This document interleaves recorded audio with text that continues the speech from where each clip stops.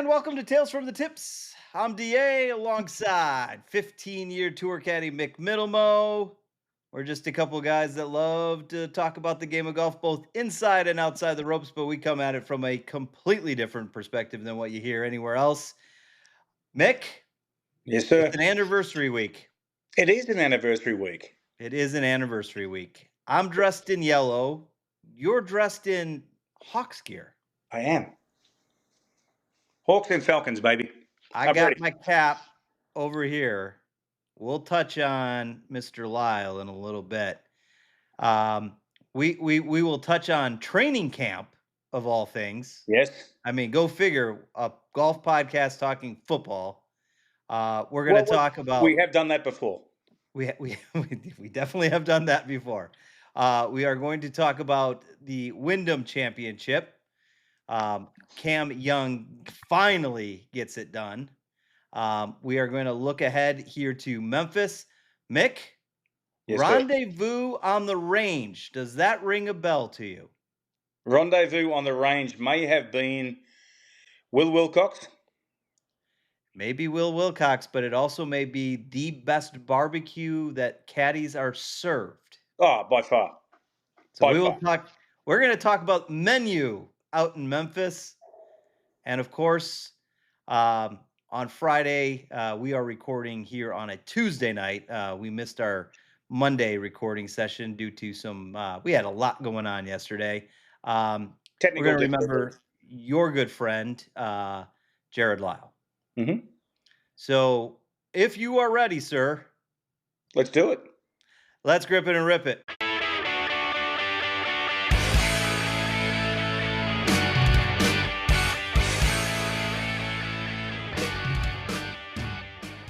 All right.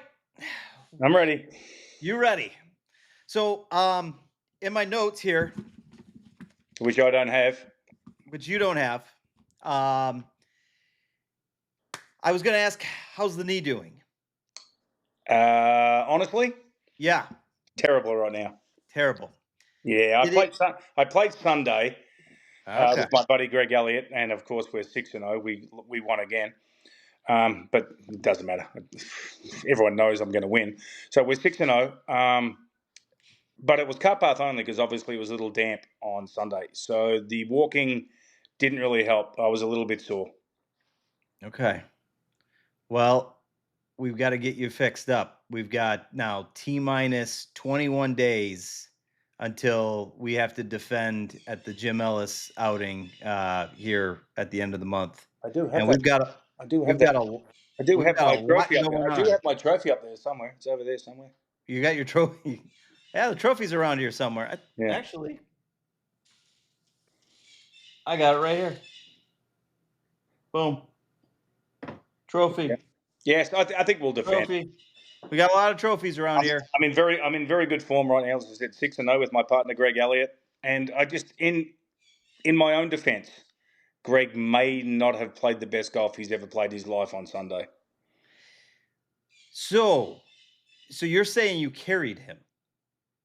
Yes, pretty much. It sounds like physically and through your play. Yeah, he may have had a few cocktails more than I did through Sunday, but it was all right. It was good. We got there and we win. We're a team. We play as a team. We win as a team. So very good. And you and Chris will find that out very shortly.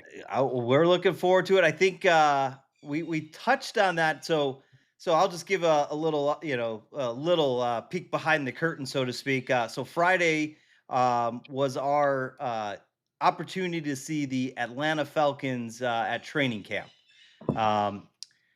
There it is. I brought you as my guest, and you brought Chris.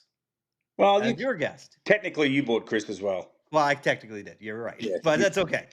Asked you, but being a big Texas fan that he is, he was very excited that he got a couple of autographs of Bijan Robinson. So yeah, he's years been made. So I wanted to ask you, did you guys? I know you guys had meandered down the hill. We were actually taking bets to see if you were going to fall as you shuffled your way down the hill. It was a bad walk. Yeah, that probably was one of the ones that hurt me the most. A little bit was the walk down the hill. Yeah, but no, we stayed down there, and it was like 40 degrees hotter down there. But it was actually fun. It was actually kind of cool, and some of those guys were awesome. And then Caden Ellis, who was awesome, he was like he heard my accent, so he started asking about Australia a little bit, and we were like, well, we're just going to go have some beers after this. And Caden Ellis was like, well, where are you guys going? Like, because they were off the next day, and I was like, well, nowhere around here. And he mentioned like 2 or 3 different bars. I'm like, nah, we live in Ackworth, mate. We're going to be drinking over in Ackworth. So, but yeah, Man, you could see, and you could have come over and hung out with me at Landshark. yeah, but I could have hung out with Caden Ellis too, and I'd rather hang out with That's Caden true. Ellis. Yeah, yeah. He's got more sacks in the NFL than you do.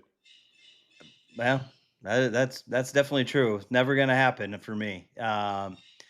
Okay, so we had a chance to run into a good friend of ours or of mine, and I introduced you to Grace Casper of Anheuser Busch, and there it is. So, Grace, that's for you. I know you are listening to the podcast. We greatly appreciate you and your consideration for taking care of our boy Mick and his habit of ultra. We're also Mick. We're also going to the Atlanta Drive and TGL event at the week of the Tour Championship. Why am Yes, I drawing a blank? yes, we are. We had a great day Friday. I got to go put my TGL shirt on. There's one back there, so Yeah, you get to put your drive shirt on. I'll get my drive shirt on. We'll get to watch some creators with the Creator Classic that came out. The Short Game King was the last qualifier. I warmed up next to him on the range, Mick. And Well, listen, it came down to a playoff, and he chipped it to 1 foot. and what did you do? Oh, I was not in that. I was doing a podcast with you, if you recall. I would actually take him on. I'll take on the short game clinic anytime. So I had to do a little research after I saw the episode that they showed who won. I was bummed that the one of the qualifiers didn't get it, but hey, they had it. It was interesting how they did the format though. They played the front nine as a just like a practice round. Then they went to the back and they played the first 8 holes, and then the top 3 played 18 in. Winner take all, take the spot. And it came down to 2 birdie putts on 18. Both made it, and they went to a chip off. See, I don't know about the chip off. That's kind of what I said. I don't know about the chip off. I kind of get it, but maybe 2 out of 3, not just 1 off or something like that. Maybe. Well, so my thought was after I saw it, they eliminated 1. So now you were down to 2 players. I think you go back. You can either go back to 18, or you could have gone down 10. Because Yeah, 10 I is agree. right there. Yeah, I agree. Yeah, I'm not sure a chip off is the way to go. That'd be like, hey, the Masters, there's a playoff. We'll just go to a chip off. Yeah, I'll take go Larry to the par Mize. 3. I'll take Larry Mize in my chip off. Yeah, you'll. Wow. Okay. Oh, sorry, Greg Norman. My bad. Woo. Shots fired. Yeah. Shots fired. 1986. Sorry, Greg. So I saw that and I was surprised, but no, I remembered I was watching him warm up on the range. Could hit it dead straight. I mean, he was a dead straight hitter, didn't hit it long. Like me. Very similar to you. Yes. Now we can play a little. Could I have qualified? Could you have qualified? I think you could have qualified for sure for the final 3. I haven't played a competitive round of golf since high school, so I'm probably going to say, even though I shot even on the back over there, playing my own in pressure probably would have been 2, 3. I might have snuck my way into the playoff, but it would have been dicey. There's a couple holes though I remembered every single one of those pin placements, and a couple of them Maybe you just 13. needed Stevie Williams to caddy for you. We're going to touch on that little comment. Twin Peaks is the best in the game. Here, your favorite drafts are poured at a frosty 29 degrees, and rare barrel-aged whiskeys are served just the way you want them. It's bigger game days and bolder fight nights. I mean, where else can you find a scratch kitchen that always comes in clutch every day from lunch to late night? Only at Twin Peaks, the #1 sports bar. Hit a home run for happy hour and ask your Twin Peaks girl about local specials on drafts, cocktails, shots, and more. The way I led you in there.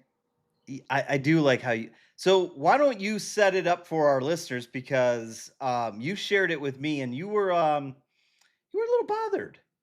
I was a little bothered. I sent you a podcast that he had done talking about how whether it was a round or a tournament, I really can't remember because I was annoyed as garbage when I watched it. Him saying that he had basically deliberately given Tiger the wrong yardages because he knew how far Tiger could hit it, and every yardage that he gave him was a different number because he knew that Tiger would hit it to the distance that he said. And I claim absolute BS on that, like the greatest load of bull S I've ever heard in my life. I was incensed when I watched that. Was like, just stop trying to tell you that you're the greatest caddy of all time. He may be one of the best caddies that's ever walked the planet. He may be, but he's also had some incredible golfers that he caddied for. Tiger Woods would have won golf tournaments if I was caddying for him. He might not have won 83, but he would have won golf tournaments with me caddying for him. Scotty Scheffler would probably win tournaments if me caddying for him. But to sit there and say that he basically won that tournament for Tiger because he gave him different yardages because he knew Tiger was so hyped up that he gave different numbers is absolute garbage. I can tell you I've done it once in my life. Once in my life did I give somebody a different number because I knew he may have not hit the shot that I thought he was going to hit. And that was with Greg Owen, and I can even tell you where it was. It was the 9th hole at Disney. And I gave him 10 yards less than I probably should have because I was like, yeah, I know where this is going to go. And he hit a great shot. He did hit a great shot. And Fooch, who was caddying it for Justin Rose, was playing with us, and he was basically in the same area. And Fooch was like, he's looking at me like, that's the wrong number, that's the wrong number, that's the wrong number. And I was like, no, I'm going to give him this number because I just know where he's going to hit it. But to say that he did that like for a whole round of golf, nah, absolute garbage. And the thing about it gets me is like, Tiger's never spoken about Steve Williams. He doesn't get on there. He doesn't get on podcasts and talk about how great Stevie was or how good this. But Stevie likes to get on there and tell how great he was. And that one really got under my skin. Was like literally, and I've spoken to a few other caddies about this in the last couple of days, and some reputable ones, including guys that have won majors. And I was like, this is seriously, just stop. You know, you're a great caddy. You've won some great events. You've 108 wins as a caddy, whatever he talks about. But I watched Scotty Scheffler the other day, and he was on the range, and someone was asking him, how far are you going to hit this club? How far are you going to hit this? Hit this 3-wood. He goes, I'm going to hit it 268. And boom, he hit it 268. He did this, he did that. Every number was within 3-4 yards. So you're going to tell me that the greatest golfer that ever lived, basically, and I still think he is, didn't know what yards or numbers he was hitting, but Stevie nudged those numbers to make it right for him? Nah. I'm not buying it. There's no way I'm buying it. Tiger knows how far he hits it under any conditions. And the fact that Stevie Williams sat there and said, well, no, I basically lied to him with those numbers and, yeah, no, and I'm the man is trash. Yeah, credibility is a big thing, for both you and I, and we've talked about it. I don't understand what he's trying to gain out of this. We know what he's trying to gain out of it. It's probably some more money and stuff. Like, he's in there and he's saying he's done this and done this and done this and done this. But it's like, just stop. Tiger Woods made you who you were. Tiger Woods won 83 events. He probably won 75 of those with Steve Williams. But just stop. I mean, it's like, talk about how good Tiger was. Don't talk about how good you were, that, you gave him these obnoxious numbers so that he would be a better golfer. It's wrong. It is wrong, and it's trash. Yeah, when you sent me that, I was it's a little bit, will never say I was one of the biggest Stevie fans, based on my experience up in Grand Blanc with him. But again, I'll never put myself in another person's shoes when you're going through a situation. I've never been on that side of the ropes. I've never had to deal with the swarm of fans that just constantly crowded those tee boxes, week in and week out. So I'll never say that the way he handled everything was perfect, but at the same time, I also will give some grace on just what you had to do. But I just this one was like, dude, what are you doing? Like, I had to what? watch this. I had to watch it like 3 or 4 times, and it was just like he's like, well, like if Tiger had 150, I'm going to tell him it's 165, and I'm like, what? What are you talking about? It's like Tiger knows how far he hits each club and stuff like that. It's like, but yeah, and yeah, I that one wore me out a little bit. It was like just You, just get on there and say, look, Tiger was the greatest player ever, and it was a pleasure to caddy for him, and I did this and this. But don't tell me you won him those events. No, Yeah, not at all. I just don't get what he's trying to gain out of it. You can say more money, but there's no way you're going to gain more money out of it, especially going on a podcast like that. I mean, it's no offense. There's far more impactful podcasts out there that can generate that kind of number. But at the same time, I don't. Again, it's a shake my head type of situation on that. So. Um, Yeah, we'll see if I doubt Tiger responds. Tiger's not going to respond. He doesn't. Tiger knows that he won those tournaments because Tiger was the best player in the world at that stage. He's not going to respond to Stevie Williams and whatever. I mean, obviously they had a falling out, and they had a falling out. But and some of the stuff that Stevie has gone on afterwards has been a little disrespectful, to tell you the truth. It's like, just go with it. You did good. It's like, I mean, I could get on there and bash some of the guys I've caddied for. I'm not going to. I mean, there's only one, Robert Allenby, but I didn't bash him on the golf course. That was an off the golf course incident, but I would never, say, on the golf course, anything like that. So and I will, and I'm not here to defend you either. But when you talk about what happened with you and Robert, um, these are all documented and and news sourced things that happen. They physically happen. Now, one person decided to tell a different story, and you have taken the opportunity to clear that story and tell the truth. I know I joke with you about being quote unquote fired at the RBC, but the reality is you walked off the golf course. yeah, You quit. Um, fact. and and that's after he verbally berated you on the golf course with in front of witnesses. So it's not like what you're saying also can't be validated either. I mean, Hmm. there's validation in you dropped the bag, you walked off the golf course. Guess what? A fan had to be pulled out of the crowd to carry his bag. That's fact. That Yeah, happened. There's no way for you or I to sit there and say, "Yeah, Stevie, you're full of it because you gave Tiger wrong yardage." The only one that can ever say that would be Tiger, and I agree with you. I don't think Tiger will ever come out and talk about it because he's probably just like he's done with it. He hmm doesn't need to. yeah. He's done. He's moved on from the whole thing. It's like, at the end of the day, we're caddies. We don't hit the shots. We are, we're just that. We try to give a good advice and all that sort of stuff. But we're not. I don't think we're winning players tournaments. We help them win, but at the end of the day, we don't hit the shots. Yeah. They hit the shots. At the end of the day, we can give the best advice in the world. We can give the worst advice in the world. I would like to hear a couple of the bad stories and a couple of the bad clubs that Stevie Williams has given, but we don't hear that side of it. I've seen a few. I mean, how did he end up winning when he had that miraculous chip shot at Augusta on 16? Why did he end up so long? Was that the wrong club? Damn straight it was the wrong club that put him where it was. Now, was that Tiger's fault because he had the adrenaline, or did Stevie give him a bung yardage? Yeah. Because he missed the green by a long way. So we'll all talk about how good that chip shot was, but let's talk about how bad the original shot was. Yeah. The approach. Yeah. Absolutely. Let's talk about that. Did he give him the wrong club? Did Tiger hit it too hard? I mean, it's it. And every now and again, it's like there's going to be mistakes, and we as caddies we make mistakes, and I've made a bunch of them. But yeah, to listen to that story about him, doing that was just that was annoying. And I spoke to a very respected caddy last night on the phone who's caddied probably 6 or 7 majors as a winner. He saw the same thing, and he was a little bit, please just go away. Yeah. And this guy may live in Moline, Illinois. Well, we will let's turn our attention to the Wyndham Championship. Cam Young finally gets it done after 7 runner-ups.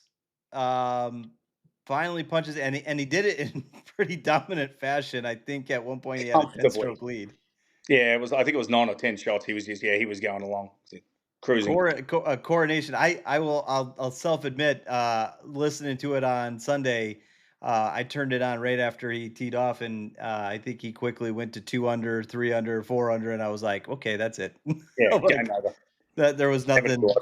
Yeah, which the excitement really came down to who was going to make the top 70, who's going to be playing this week in Memphis, and for all the stuff that we talk about, other golf shows talk about, the golf experts write about. Guess how many guys went from being outside the top 70 into the top 70? 2. Can you name them? No. How many was it? Actually, it was 1. And who was it? Chris Kirk. My boy. And Chris, with a T5 finish, got in there. Could be one of the most underrated golfers going around. I swear to God. He's so underrated. He's so good. Yeah, I mean, but he just as steady as can be. Obviously, Mac Meisner played in a phenomenal tournament. Actually, moved his way up into the top 100 after being way outside with his second place finish. But now Cam Young goes from outside of the top 30 to 16th. And now the talk is, does he make the U.S. Ryder Cup team? Not yet. Let's see what happens in the next few events. I can't wait for this week. I love that tournament at Memphis. Great golf. I'm a big fan of that golf course. I love it. Great event. Yeah, we'll get to Memphis. Sorry, excited. I get excited. Slow down there. Here's some notables though that are out. You ready for this? Davis Thompson, Gary Woodland. I was pulling hard for Gary there on Sunday. I know, probably from a mental break and a physical break, Gary probably needs this little bit of fall time off before the fall starts. But Gary misses out. Nikolai Højgaard misses out on the top 70. Keith Mitchell. Also bummed to see Christian Bezuidenhout. Made it to East Lake last year. He's a fan of ours. Big fan, and looking forward. I was talking with some of the folks on the PR side from A&B while we were out there on Friday. The tournament that I don't believe you played in it last year. The Dreamspeak Live. Arthur's. I was in another country, I think. Yeah, you could have been. This one is for stuttering, and and he has a stutter, and Christian is one of the ambassadors. I'm going to try to see if we can set up a podcast recording that day, or at least do a little interview with him so that you and I can have it and then share it in a different podcast later down the road. So working on that.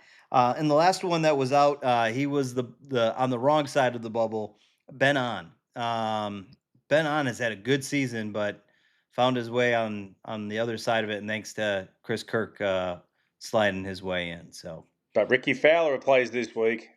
Your boy Ricky Fowler is in. He's in the field. Do you want to touch on the field this week in Memphis, the FedEx St. Jude Championship? I actually love this golf course. I love the layout. I think it's a fair golf course. It's fun. It's you have to hit all the shots on this golf course.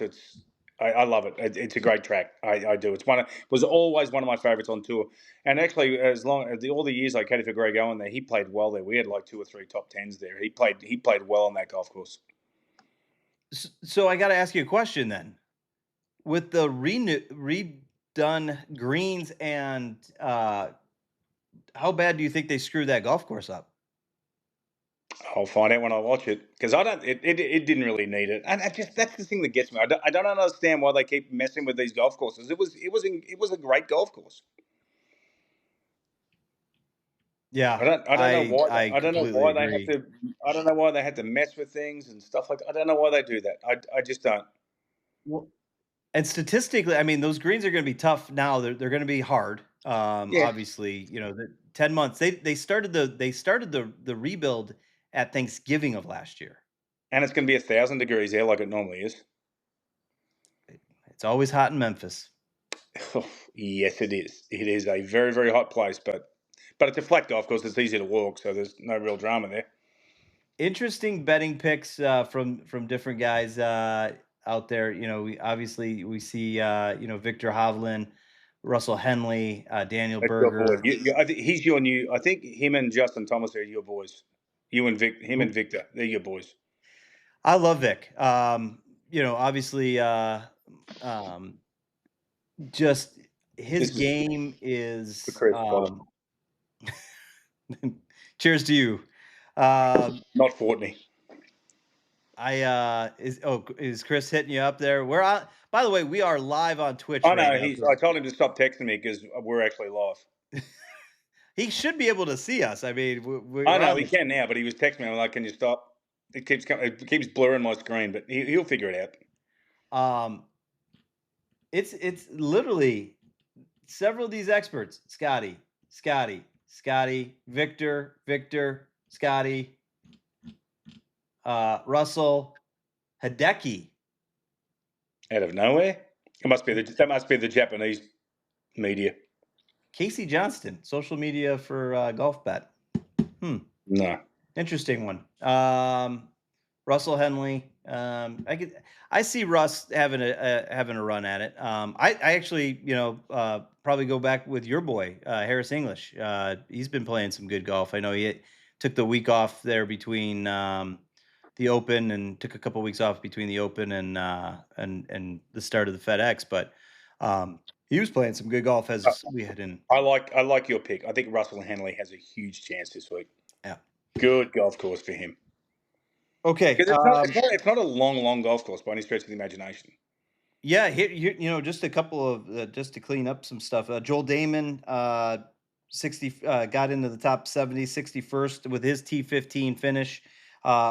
JT Poston, he is this week's bubble boy. He's at 51st. He's only 2 points out and of 50th and 3 points out of 49th.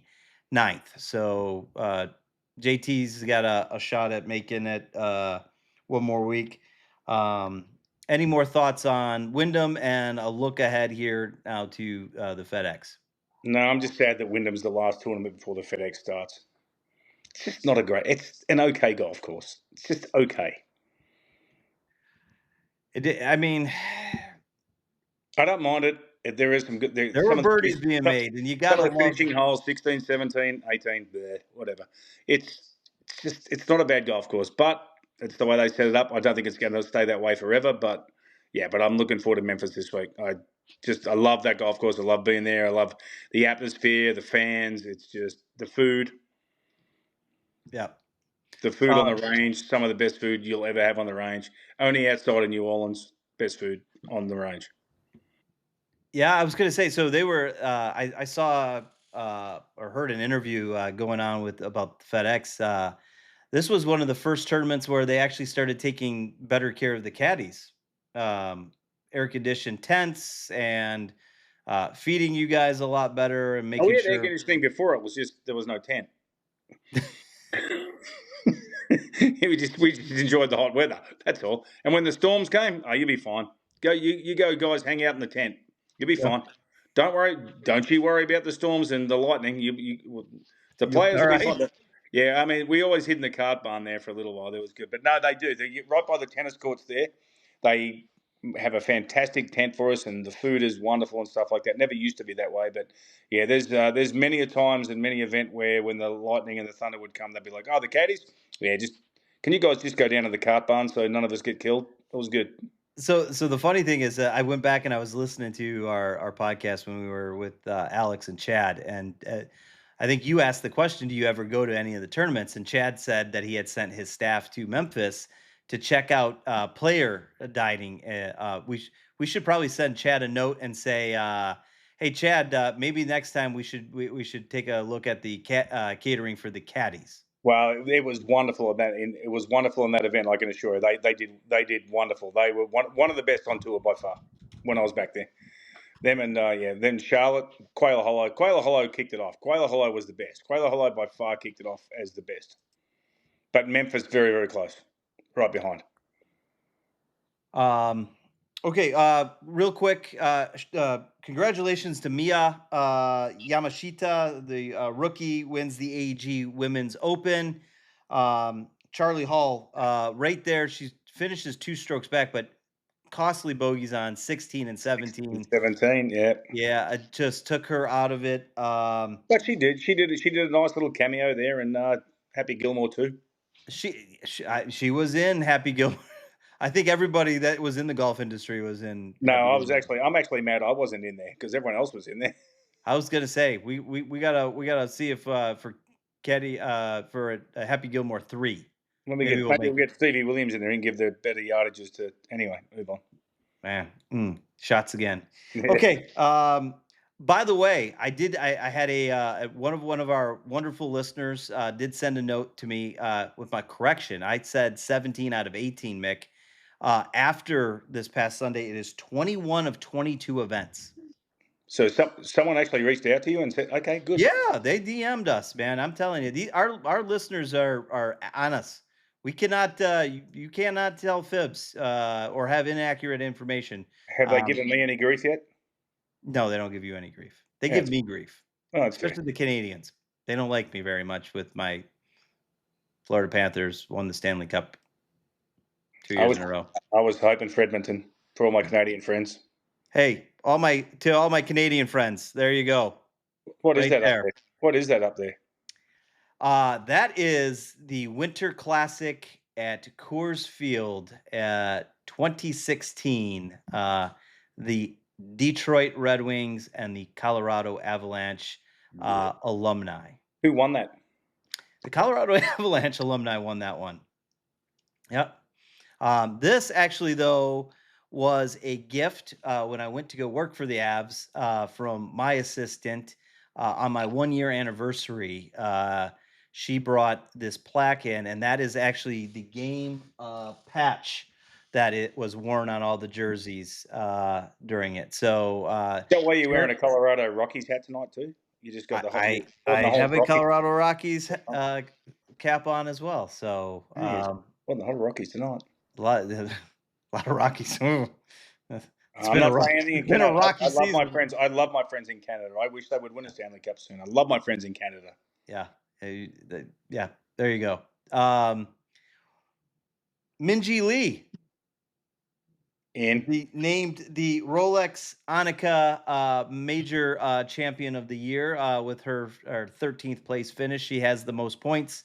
So she wins the Rolex Annika Award. Where's she from? Hang on.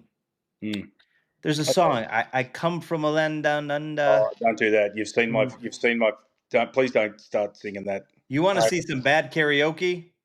Yeah. There it is. There it is. No, you watch me. You know I have a bad reputation of taking my clothes off when that song comes on. If you checked us out on Instagram when I posted your news, your leading story in the newspaper, Caddywhack. Caddywhack one, that song is in the background. Good. I like that. That's good. I think I'll have a little. There you go. I think I'm going to have a little Jameson to sip on that one. There you go. A little shout out to the toast to that. So before we get into Jarrod, I do want to recognize, we were with, like we just mentioned, Alex and Chad. This past week, we lost a golf legend. Yeah, we did. Yes, we did. The owner of East Lake, Mr. Tom Cousins. Yeah, great. Tom was an amazing entrepreneur, real estate developer here in the city of Atlanta. Very responsible for a lot of the skyline that you see here today. But most importantly, it was his love and belief in amateur golf, but also in the development of the East Lake area. Um, we lost a good one this week. So our thoughts and our prayers are with the Cousins family, but also all of our friends and colleagues over at the East Lake Golf Club. I know in a few weeks when we tee it up at the Tour Championship, I'm going to make sure I see Chad and Alex, and we'll probably have one of those shots that you just had right there in honor of Mr. Cousins. And you know, uh, it's definitely not going to be the same. Atlanta golf is definitely not going to be the same, and the game of golf is not going to be the same. So. No, well said. But you know what? I think that the thing about that is what he's done for the game of golf in this city is it's going to grow and it's going to be his legacy for a long time. So, way he may have passed, it's going to be a wonderful future that he's developed for the golf in this city. That's for sure. So with that, I want to wrap up the podcast. Friday marks the anniversary of the loss of Jarrod Lyle. Jarrod, obviously, very close to you. Now, like as I said, I'm wearing yellow today. Guys, don't forget, go out, play with your mates, wear yellow, support the Jarrod's Foundation. We'll drop links in the show notes for it. There's my yellow cap that my friend gave me of his. You know, I know it's not easy, and I know episode 10 you were able to finally tell some stories about Jarrod. What does this week mean for you, and what are some of the things that you think about um, when this tough week comes around? Yeah, this one's tough. I got a message from some friends of his from Shepparton Golf Club in Australia. They're having a big thing for him there, and obviously they're looking for some donations and some golfing things and to auction for for his charity and stuff like that. And so I'm doing a live crossover, a live cross where I'll be basically introducing myself and people know who I am and over there, and mentioning some of the things that we did. And there's a lot I miss about Jarrod. Obviously, his friendship. I lived at his house for many, many years, and we would go play golf together, and we'd hit balls together and practice together. And I know you might find this hard to believe, but I never beat him. Shocker! I know, which is really weird. I was actually really good on the range. We would have, like, there was a 120-yard shot, but we weren't allowed to leave until I at least hold one with a 9-iron, and I did it on numerous occasions. But we'd laugh at that. We'd laugh over that. We silly enough went out and got tattoos together one time. Not matching tattoos, but we got tattoos together at some stage. But it was fun living with him. He was a great mate, and always has been, and always will be. I have the tattoo of his charity on my leg, and I miss him desperately. But the fact that he lives on through the charity and everyone, and his wife and the kids and his Shepparton Golf Club. It's really it's amazing. It's important to me, and this is stuff that's going to go on forever. And I have my yellow shirt and yellow hat, and obviously I still have the head covers and all the things, and because he's with me every day on the golf course, that's for sure, and still laughing at me because he knows I can't hit a draw. Unless you're standing backwards with a Unless driver. I'm standing backwards with the driver. He enjoyed that shot too. So, but incredibly missed human being, just a wonderful person, wonderful family. It's very sad that the whole thing had went through. And there's a lot of stories that I haven't told about his sickness and being with him during the illness. And there was a couple of times when he was really sick in Orlando, and he was in hospital for 10 days and he wouldn't eat hospital food because he was so sick of it, when he was 17 years old and he had cancer the first time. So I basically would go buy him breakfast, lunch, and dinner. And we would just sit there and we would talk for 13, 14 hours and until he got better and got out of hospital. And but that's what you do for your mates. And he's one of those guys that I would have done anything for. He's just a great human being. I mean, shocker, you could talk for 13 to 14 hours. Yeah, I think sometimes he may have talked more than me, but plus we didn't mind checking out the nurses when they come in as well. You got a couple of Aussies in there with an Australian accent that worked out pretty well for us. So just so everybody knows, it's hashtag doing it for Jarrod. That's Jarrod for those here in the States that don't know how to spell Jarrod the proper way. We have Mick, I'm going to surprise you. We've registered our team for when we play in the Jim Ellis outing. I've already submitted our registration to the folks at the Doing It for Jarrod Foundation. We are all set. So we'll be posting on social our photos. We'll get Chris and John to be a part of it. Really excited about that.